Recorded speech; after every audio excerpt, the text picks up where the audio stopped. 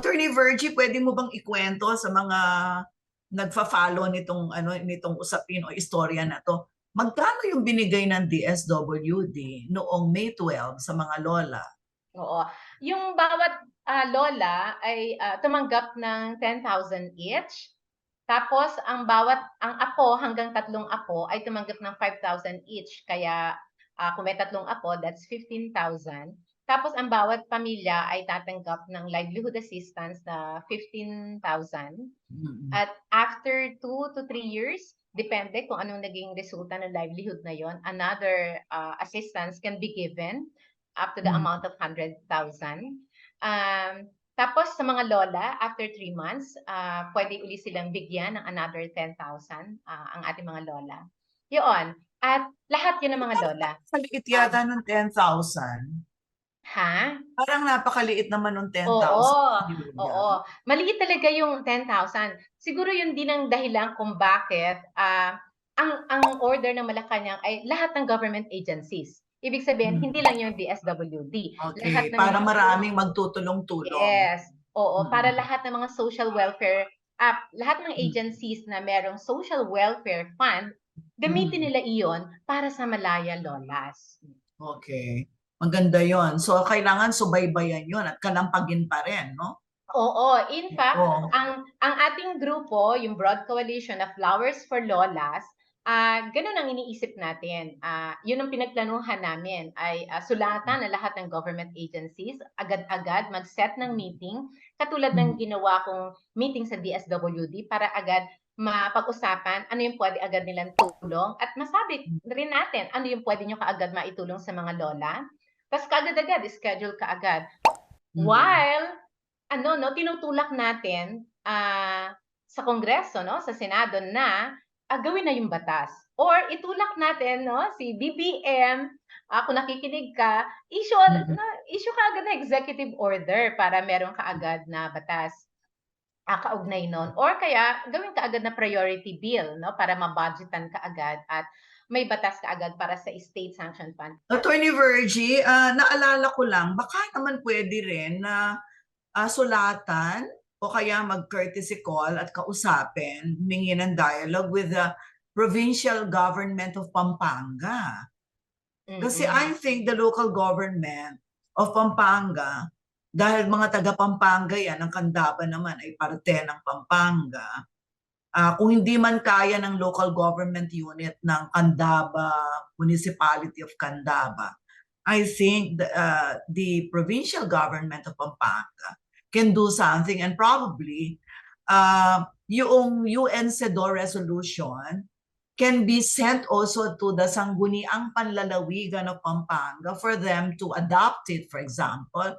And then perhaps someone from the Sanggunian can initiate some kind of a counterpart resolution, di ba? To Mm. adopt it. Oo, Kasi oo. considering naman ang vice governor ng Pampanga ay babae at nanay pa ang tawag sa kanya, di ba? I Oo, am oo, sure, oo. I am sure, given yung ganyang sitwasyon na may UN o international decision at meron ding instruction ang Malacanang, tingin ko yung local government ng Candaba at ng provincial government ng Pampanga, meron din Mm. pwedeng gawin Attorney Virgie. Oo, oo. Alam mo naisip nga din, namin din 'yan 'no, pero salamat din. Actually ang naisip ko pa mas dun sa may provincial, pero nung iniisip ko ito dahil pa sa ang alam ko na kapag umabot ng 100 years or 95 yata ay may binibigay para sa mga lolas. Oo. So, nag-iisip talaga ako na sulatan sila kasi 'wag nang hintayin, 'di ba, na mag-100 o Oo. mag-95 kasi yung Mm. lolang namatay 94 yon 'no? Oh, Yung pinakamatandang lola natin ngayon my na buhay God. ay 96. So, paano Oh, yun? Ano ba, in 4 years time konting-konti na. in 4 years time kung hintayin mo pa mag-100 wala na talaga yan 'no? Attorney Virgie, yung isa na gusto kong itanong sa'yo, ano bang pag-asa yung paghingi ng tawad ng gobyernong Hapon? Considering na pinatitimo, pinagaganda ang relasyon ng gobyerno ng Pilipinas sa gobyerno ng Japan, ang intindi ko may parang two levels kasi parang ang nakukuha ko from all your mga mga kwento in the past, pinatibay nyo rin naman yung solidarity with the Japanese people, di ba? Kasi I Yes, yes. remember we covered many of your activities noon, yung sa peace cycle, Yung mga peace sa, cycles, dito yes. sa Central Luzon, di ba? Yung mga, mismong yung mga NGO na Hapon, ah, galit sila sa gobyerno nila dahil ayaw humingi ng tawad ng gobyerno nila, parang ganon. Actually, maganda talaga naging resulta ng people-to-people solidarity natin, no, ng mga victims ng World War II, especially ng comfort women, sa mga mamamayan ng Japan. In fact, nagkaroon ng tinatawag na Asian Women Fund. At ito yung pondo na ito ay galing sa mga private citizens ng Japan. Kaya lang, Sonia, sa people-to-people solidarity, yes, I mean, that's really possible at importante talaga sa atin yon. Pero, hindi kasi talaga po pwedeng walang public apology, walang genuine public apology. Pero, kailangan nilang tanggapin na ganun talaga ang ginawa ng bansa nila. I mean, that's part of history. That's part of the history where we can learn from. Pero, pag patuloy nilang buburahin at hindi nila tatanggapin, 'di ba? Nagkakaroon ng historical revisionism. At ano 'yun, no, na napakasama pag ganoon naman ang nangyari. Kaya importante talaga yung genuine public apology from Japan. We are pushing for legal compensation or reparation because a payment of reparation or a legal compensation presupposes an admission of wrongdoing.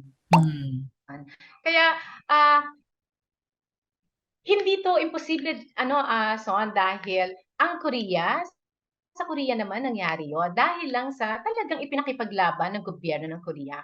It simply takes the political will of our government to really take on the cause and the fight of our Malaya lolas and the rest of the comfort women para talaga magkaroon ng hustisya. Attorney Virgin, sabi mo kanina marami pa kayong mga kailangan kalampagin, mga government agencies, marami pang kailangan na tulong ang mga Malaya lolas. Gamitin mo itong pagkakataon na ito, Attorney Virgie, para manawagan pa sa mga kapwa natin, mga Pilipino, siguro dito sa mga taga Pampanga din at Central Luzon. Salamat, maraming salamat, Son. On behalf of Malaya Lolas, talagang nananawagan ako. Nananawagan ako una sa Municipality of Candaba and sa Province of Pampanga. Nasa inyo ang lahat ng resources, nasa inyo rin ang lahat ng kakayanan para tulungan unang-una ang Malaya Lolas. Nandiyan sila sa inyo, constituents nyo sila. Meron kayong binibigay na 100,000 kapag umabot na sa 95 ang isang lola. Huwag nyo na sanang hintayin ang mga lola ay abutin pa yon. Ang mga lola natin talaga 94, 93, 90s na lahat yan. At posibleng, 'di ba, may mamamatay at mababawasan. Huwag nyo nang hintayin. Meron ng CEDAW resolution na ito. You can adapt it para sa mga miyembro ng sanggunian dyan. Adapt it and do something. Take pride that with this CEDAW, you can actually help bring justice to our Malaya lolas. To the national government, make it easy for the Malaya lolas this time to achieve that justice. BBM, you can, Presidente, you can easily issue an executive order para talaga may batas kaagad para makreate ang state sanction fund or immediately consider it as a priority bill para maisabatas agad ang state sanction fund para sa legal compensation or reparation ng mga lolas. Sa Kongreso, sa mga mambabatas, I mean, gawin nyo na ito, i-prioritize nyo na ito. Sa DepEd, please issue an executive order para agad-agad maging parte ito ng discussion, maging parte ito ng kasaysayan, at maging parte ito ng curriculum. Sa DOJ, tiyakin nyo, no, na magkaroon at mailabangan ng ating gobyerno yung hustisya laban sa Hapon.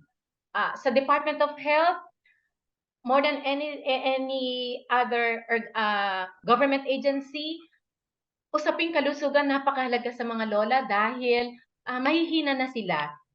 The Department of Health can easily do something to rehabilitate ang mga lolas. Huwag niyong yung mga agencies na may mga social welfare fund, huwag niyong ituring na ordinary citizen ang ating mga malaya lolas. Kasi kung parang walang espesyal na konsiderasyon para sa kanila, bakit pa nagkaroon ng Malacanang special order para sa kanila? 'Di ba? Ang ibig sabihin, may kakaiba silang sitwasyon na kinalulugaran ngayon na kailangan nila talaga ng agarang tulong, no? 'Yon sa lahat ng mga kababaihan, no?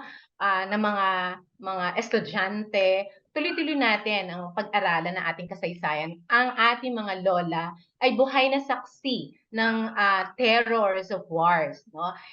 At ngayon marami pang giyera. Hindi na natin gustong maulit ang mga nangyari sa ating mga lola.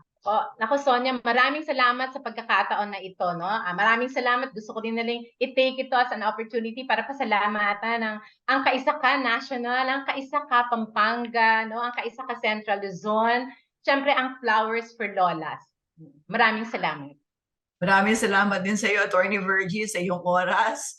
At palagay ko dahil sa mga binahagi mong yan, mas maraming nakakaunawa dito sa usapin na ito. At nakita na ito hindi usapin ng nakaraan, kundi mahalaga para sa kasalukuyan. Maraming salamat Maraming sa iyo. salamat. Maraming Sa Malaya salamat, Lolas.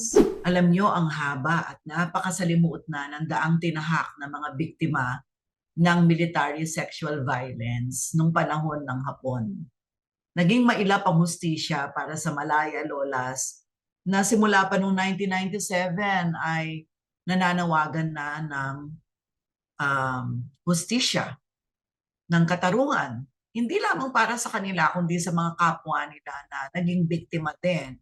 Yung mga naging biktima ng tinatawag nating comfort women system. Naalala nyo ba si Lola Rosa Henson, siyang kauna-unahang babae, nakapampangan pa yan, na lumabas at ibinahagi ang kanyang naging karanasan bilang isang Filipino comfort woman.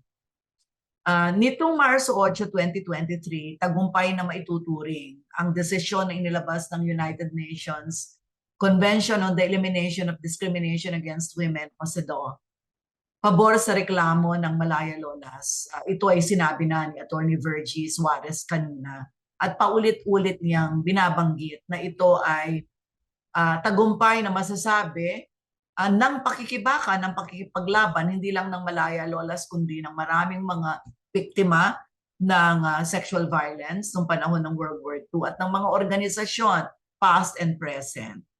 Kasama na doon yung Kaisaka at yung mga kabataan. Mismong United Nations Convention on the Elimination of Discrimination Against Women o UNCEDAW nagsabi na nabigo ang ating gobyerno na ipaglaban ang hustisya para sa Malaya Lolas at iba pang biktima, kung kaya't nagpapatuloy ang sakit, ang hapdi ng karanasan nila. Ipinag-utos din ng UNCEDAW na dapat tulungan at pangunahan ito ng gobyerno.